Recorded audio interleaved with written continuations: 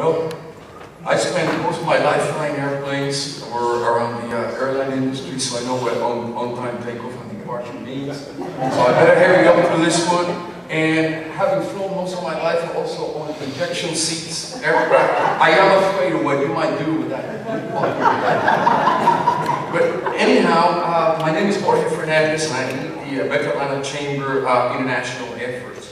And my objective this morning is simply to talk about what is the role that the Metro Atlanta Chamber does in promoting global commerce in Asia. We work very closely with our partners. Many of them have already spoken. They will speak during the day. Many of you are there in the audience. So I appreciate everything that you do. So with that, but I think that in order to understand what we do, I think it's a good idea to sort of frame who we are, so you can understand then why are we becoming involved in global commerce. First of all, we are a private organization. We have no ties to the city, even though we carry the name Atlanta, nor to the state. We're 100% membership driven. We're one of the oldest chambers in the United States. In fact, we predate our secession, or like known overseas, or the Civil War. And there's a reason for that. It's because of the role that Atlanta plays in terms of the center for business. We represent 28 counties. It's an area of about 5.5 million people, 22,000 square kilometers, and we do two things. One is public policy on behalf of the business community, and the second part, it's about economic development, it's about the economy's growth, and also about jobs. In terms of when we saw the recession looming, we did a strategic assessment on what should we be focusing on.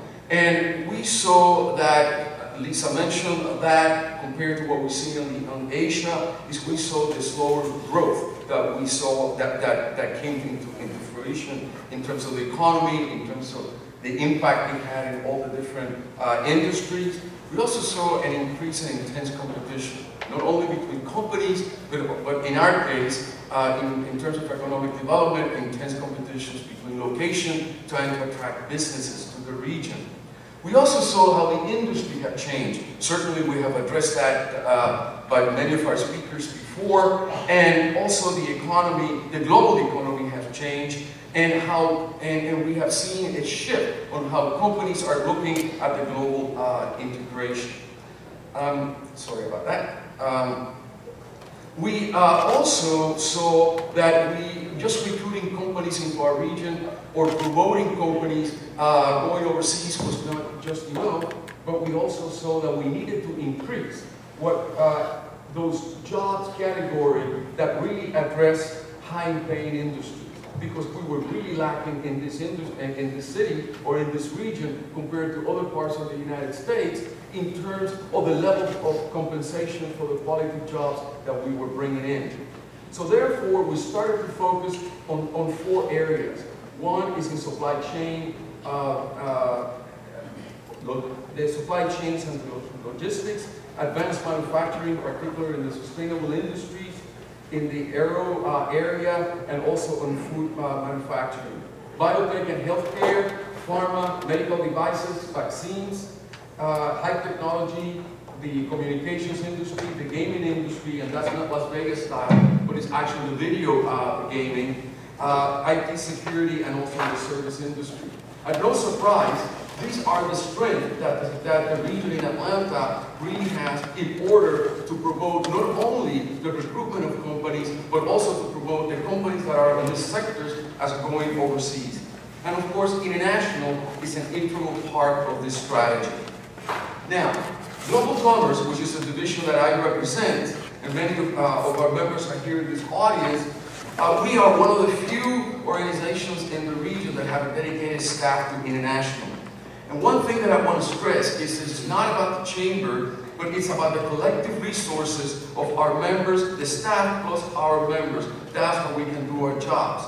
And our mission is very simple. One is to promote Atlanta to priority markets. Atlanta is not a well-known entity. It might be known as a city,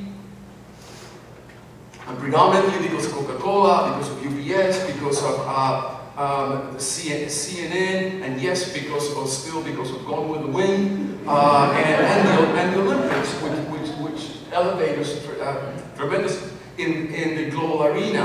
However, people know us as a city, but we still have a long way ahead competing with gateway cities such as New York, San Francisco, Chicago, etc. So we do this marketing in priority markets for two purposes. One is to recruit foreign companies to come here, and certainly Asia is a priority region for us, and help Atlanta-based companies grow in this priority market. It's all about job creation. Now, why is this important? Number one, somebody mentioned it this morning, it's about markets, it's about opportunities, it's about customers. 98% of the world consumers reside outside of these countries. So there's a lot of opportunities. Why going overseas? It's jobs related to trade or international tend to pay about 18% more than regular high pay, all the jobs. That's why it's important for us to achieve that goal of creating more jobs in higher brackets. It's all about budgets and money to the state. Trade for Georgia, export I should say, is about $24 billion.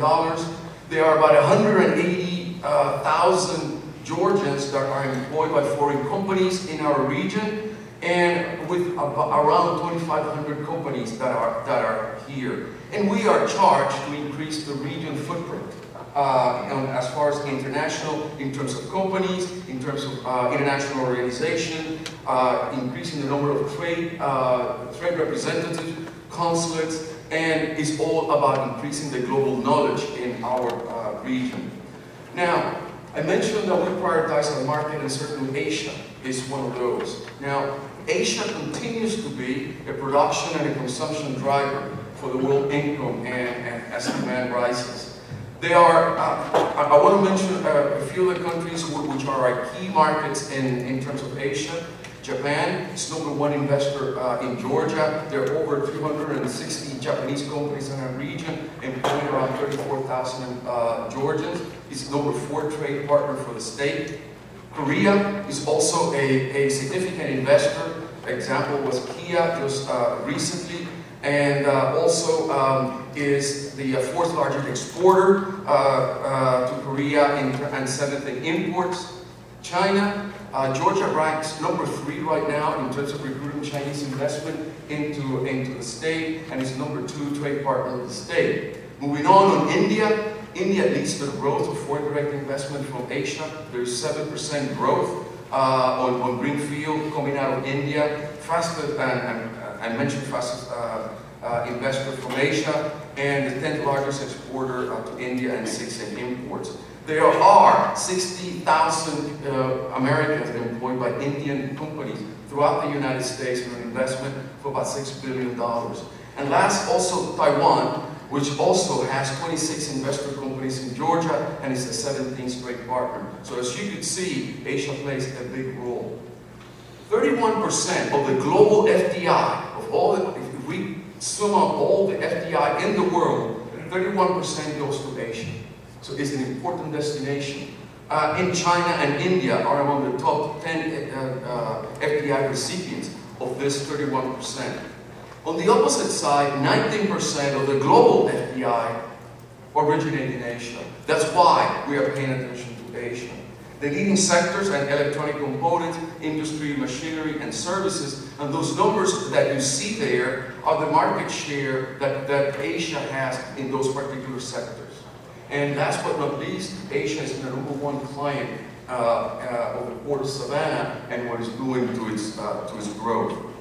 In terms of Georgia companies and with installation doing business in Asia, you can see the numbers there. I don't have to read it to you, but it's a very significant market for our companies.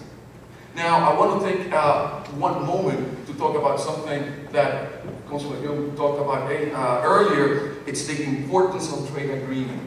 Georgia's export to free trade agreement have surged tremendously, and the data is there to back it up. The U.S.-Australia Free Trade Agreement have seen an increase of 56%, and the U.S.-Singapore about 49%. and even higher results for other free trade agreements, particularly with Chile and other parts of the world. The US-Korean free trade agreement must happen, and we need your help now to write to your congressman to support the free trade agreement. And another point that is growing very quickly is the Trans-Pacific Partnership, which is a conglomerate of about 67 countries trying to address what the growing industries in the Trans-Pacific area in the 21st century. Interesting enough, it includes Latin America. Somebody made an inference about how much Latin America has grown in importance for Asia and the role that Atlanta plays in that. Trends in FDI will continue to grow. We're seeing M&As and cross-border equities. We're seeing the localization of business and identified opportunities and streamlining the supply chain process. Differentiation of markets, we talked about that. India is not the same as China, and even going deeper on that, Beijing is not the same thing as Nanjing. We're also searching for a market role in the global supply chain. There is also an increase that we're seeing in Asia in the value chain migration, where we started in Asia just with the manufacturing and slowly evolving into marketing, sales, and distribution, all the way to product development. We're seeing a growth in Vietnam, Malaysia, Indonesia, and Singapore, and in the industry, particularly in the sustainable industries, business finance, and the ICT, which is the information and communication. Lots of infrastructure, certainly we see it in China, but India is spending $1 trillion in infrastructure in the upcoming years. We have been very active in terms of reaching out to Asia. You have, somebody mentioned there's some figures there on how the Asian population has grown and is projected to be in our region. We have to maintain our presence in Asia through trips and maintaining our bilateral communications and targeting seminars such as the one that we have here. And in summary, Asia will continue to be a priority for FDI and Greenfield project and M&A, and also for emphasis on the continued partnership to sustain the stability of Georgia in the region. So with that, thank you very much.